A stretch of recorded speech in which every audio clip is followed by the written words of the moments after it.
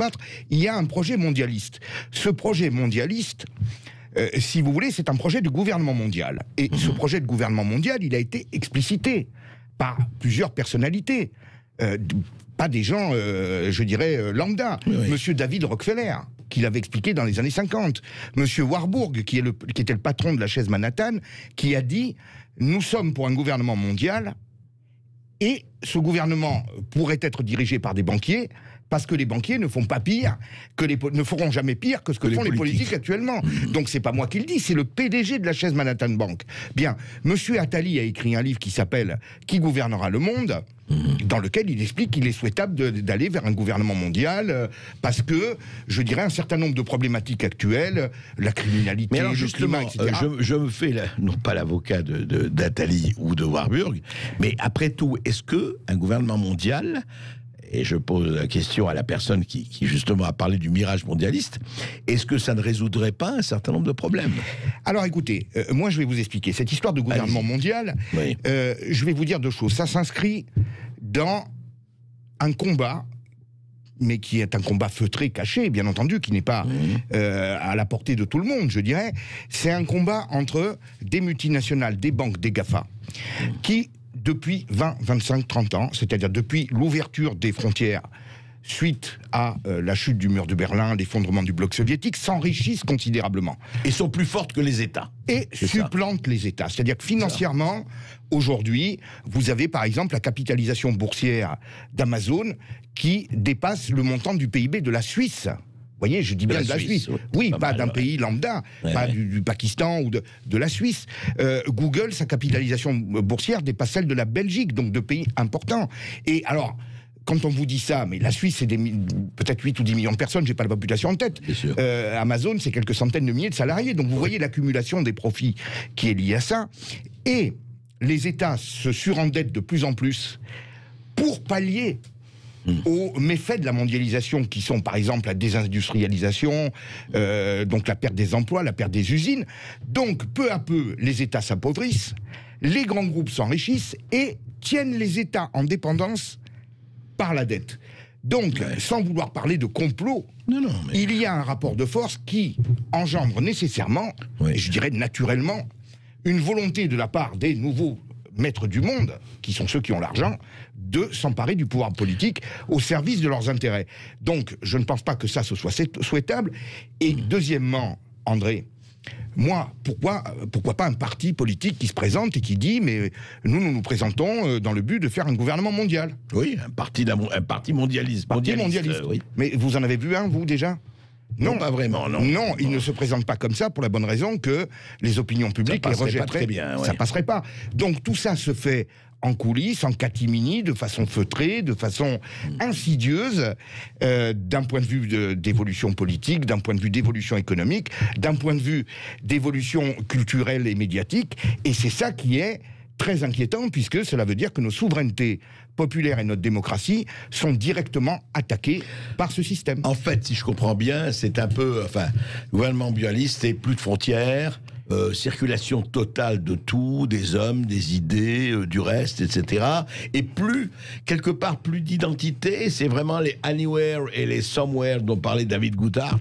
Exactement, mais ça je l'explique dans mon livre, c'est-à-dire qu'au niveau de l'identité, qu'est-ce qui se passe ? Je vais schématiser bien entendu, par rapport au temps qui nous est imparti. Des multinationales ont deux intérêts, que le monde soit totalement ouvert, qu'il n'y ait pas de barrières douanières et réglementaires. Pourquoi ? Parce que leur intérêt, c'est de faire des économies d'échelle, c'est-à-dire de vendre le même produit partout. Donc, qu'est-ce qui peut freiner ça ? Ce sont les nations avec les douanes, les réglementations différentes, qui les obligent à chaque fois à s'adapter. Ça représente des coûts. Et la deuxième chose, c'est évidemment la variété et la diversité des cultures. N'est-ce pas ? Qui fait que... C'est le plus important, d'ailleurs. C'est même le plus important, qui fait que, par exemple, nous, Français, on va toujours préférer manger notre bonne blanquette de veau, qui vient de l'éleveur du coin, etc. L'Italien, lui, va préférer sa bonne pizza napolitaine, etc. Et tout ça, ça freine des marques de pizza surgelées, par exemple, en Italie, ou évidemment de la viande quasiment artificielle aux hormones. Bon, et donc, il est bien évident qu'ils ont intérêt à créer une masse de consommateurs mondialisés. Si j'ose dire. Voilà. On va en reparler puisqu'on est presque à l'heure du déjeuner. Alors attention, que manger racine de ce Manger point de vue, il n'y a français, pas de problème. manger français. Voilà. Voilà. Après, on se retrouve tout de suite. On se retrouve dans quelques instants avec Olivier Piersantini et André Berkoff. Et vous aussi qui nous appelez au 0826 300 300. On vous attend évidemment à partir de 13h15. À tout de suite. Les Français parlent au français. Les carottes sont cuites. Les carottes sont cuites. Sud Radio Berkoff dans tous ses états. Pas tout à fait cuite, pas tout à fait cuite. Et si j'ai invité Olivier Piersantini pour son livre Le Mirage mondialiste, c'est parce que moi j'ai une conviction, et je ne suis pas le seul, que les clivages gauche et droite ne sont plus les plus pertinents de loin. Aujourd'hui, c'est entre mondialistes et souverainistes. On le sait, ça se cache, mais toutes les déclarations que vous pouvez voir chez les politiques de droite et de gauche, vous voyez que ça se passe autrement. C'est vraiment mondialiste contre souverainiste. Alors, Olivier Piersantini, vous parlez dans votre livre, et vous racontez avec moult faits et chiffres, comment effectivement la pensée mondialiste essaye de non seulement de gagner du terrain, mais essaye de dire que c'est la seule possible, parce que pour eux, il n'y a pas d'alternative. Tout le reste, c'est des passéistes, conservateurs, grotesques. Non, du passé, faisons table rase. Alors, comment ça opère et est-ce que ça marche? Ah ben, ça a marché pendant très longtemps.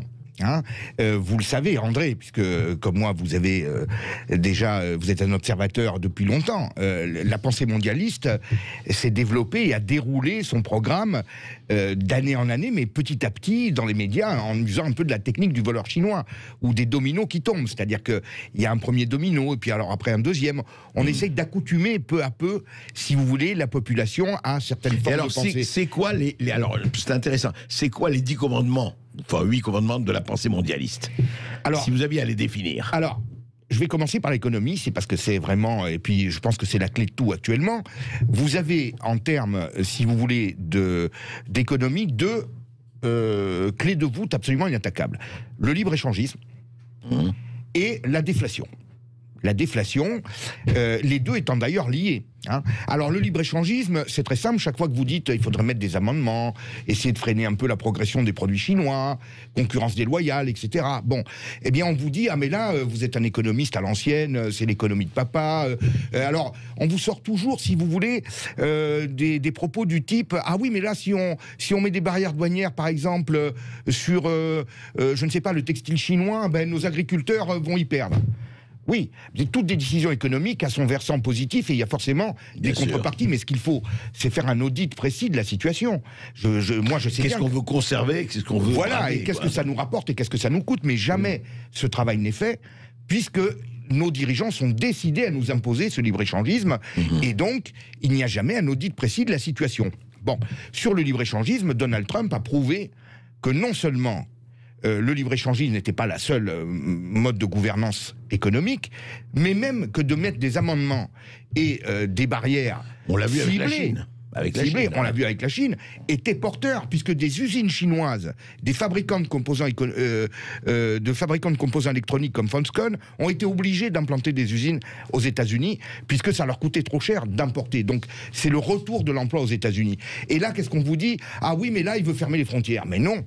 Il ne veut pas fermer les frontières, il veut créer un rapport de force avec la Chine pour l'obliger à se mettre dans les clous au niveau des normes sanitaires, des normes sociales, des normes environnementales, de tout ce qu'on n'a pas su imposer à la Chine et qui était inclus, si vous voulez, Absolument. dans sa charte d'engagement à l'OMC. Et juste, Olivier Piersantini, c'est pas pour reparler de Trump, mais quand même, une chose aussi, quand on dit on ne peut rien faire contre rien, mais avec le Big Pharma, avec les laboratoires pharmaceutiques, qu'est-ce qu'il a fait? Il a obligé que le prix des médicaments aux États-Unis soit aligné sur la vente aux pays les plus pauvres. Exactement. Il dit, on fera à Washington comme au Sénégal, Et comme voilà. à Dakar. Et donc vous voyez, quand vous parlez de Trump et que vous décrivez ce que vous décrivez, on se rend compte que Trump était l'homme qu'il nous fallait, qu'il fallait aux États-Unis, mais Il reste. son inspiration pour imposer ce rapport de force aux grands groupes et aux multinationales et les obliger à respecter les États, à respecter les peuples et les pays qui sont l'origine et qui sont toujours leur principal marché de consommateurs.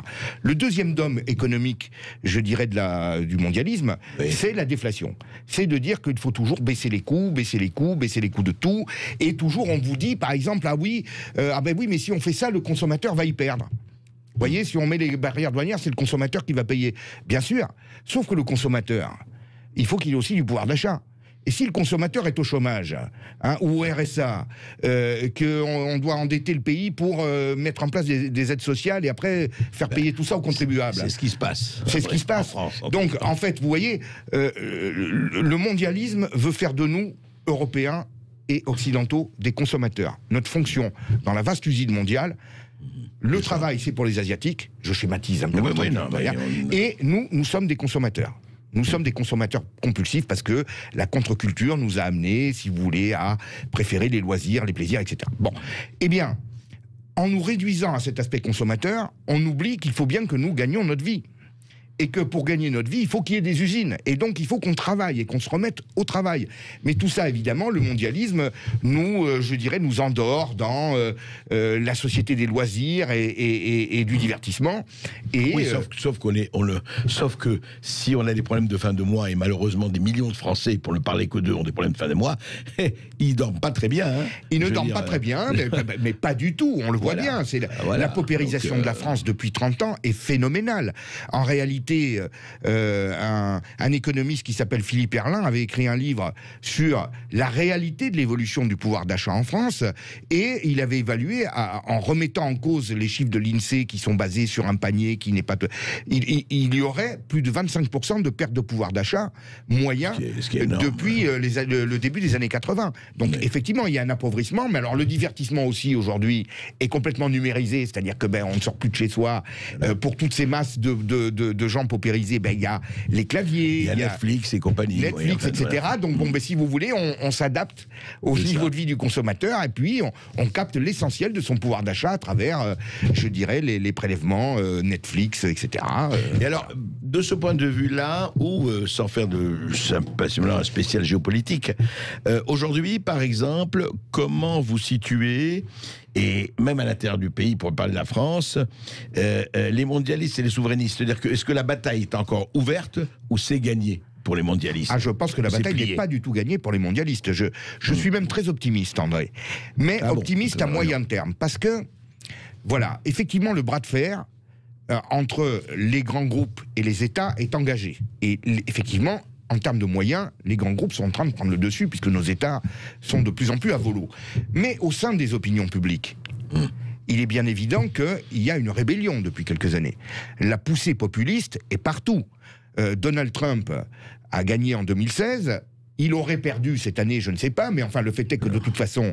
il aurait perdu avec 10 millions de voix en plus qu'il y a 4 ans. Enfin, voilà, c'est extraordinaire. Bon.